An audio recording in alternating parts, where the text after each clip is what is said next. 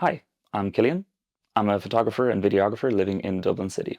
What you're about to see is my first attempt at astrophotography. First things first, I'm not one to keep you waiting around to get to the meat of the video, so here's the photo. Although I will encourage you to stick around to see the process of taking it and to see the time-lapse version of that photo in motion. Now, I made this time-lapse just after New Year's 2025. I was in a little bit of a rough patch at the beginning of this year. I was just in a real bad place, man. I was like losing a lot of sleep. I was staying up till all hours of the morning, multiple sleepless nights in a row. Really, really bad for your health, by the way, to skip sleep. I was gonna have to leave the apartment that I was staying in by the end of January. My apartment wasn't too far from Dublin Bay, and so on some nights, just to kind of clear my head, I'd go on some pretty long late night walks. Around New Year's, we started to have a run of just perfect crystal clear winter nights where there wasn't a cloud in the sky for hours at a time. So the conditions were just perfect to attempt my first astrophoto. But I decided to go for broke and not just attempt an astrophoto, but to try to take a star trail time-lapse.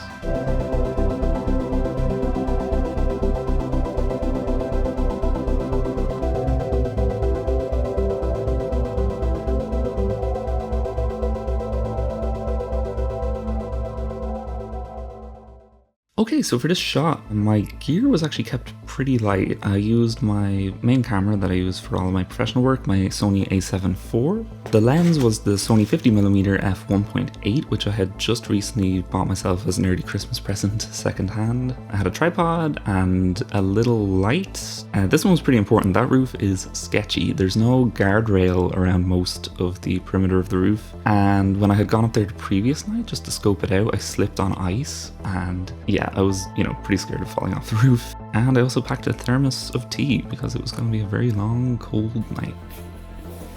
So with all my gear packed, I made my way up to the roof.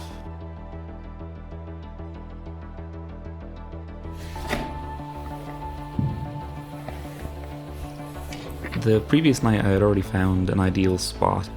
It's the only corner of the roof where I could see directly across Dublin Bay because most of the apartment building is surrounded by tall trees. It also had this convenient chimney that I would be able to lean up against without fear of falling off the roof.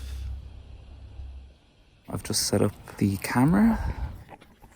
I have not fallen off the roof yet. It is extremely icy. I don't know if it's coming across on the camera. So I have a view where I can see the old dolly mount smokestacks and then the new ESB plant with the smoke to the right of it. I kind of have two coniferous trees in the middle. Yeah, a lot of light pollution. About half the frame there are like no stars visible, but towards the top half of the frame I can definitely see some stars, so I'm just hoping that they come true.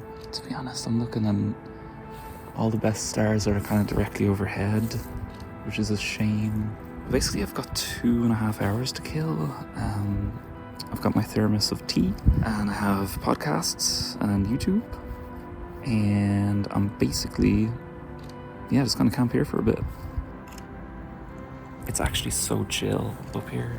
I'm having a really great time, and I can pretty much see all of Dublin from up here. Just listen to the music and just listen to the trains go by. There's a train line directly underneath my apartment building.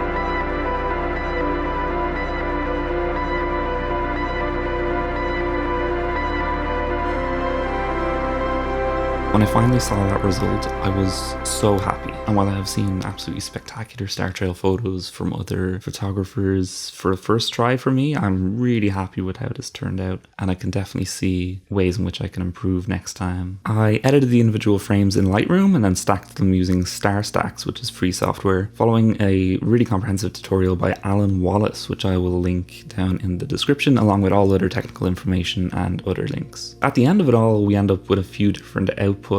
We have still versions of just the scene with the stars. We have a still version of the star trails. We can also generate a time lapse of the stars moving across the sky, as well as the time lapse that leaves the trails behind the stars as they move across the sky, which is my favorite one. I initially was worried about the light pollution down the bottom half of the frame, but in the actual final images you can see far more stars than I could see with the naked eye. I also believe I picked up 2 satellites during this time lapse. You can see a dotted white line and a dotted red line traveling at different angles across the screen.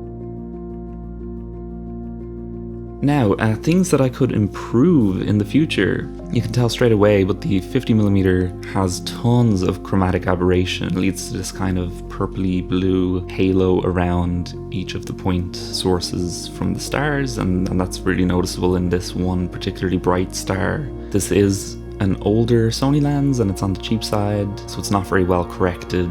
There are far better lenses to use for astrophotography than this one. Looking up close at the trails, you can actually still make out the individual frames. There's slight gaps between each of the stars, so I wonder if perhaps reducing the interval time between shots will smooth that out.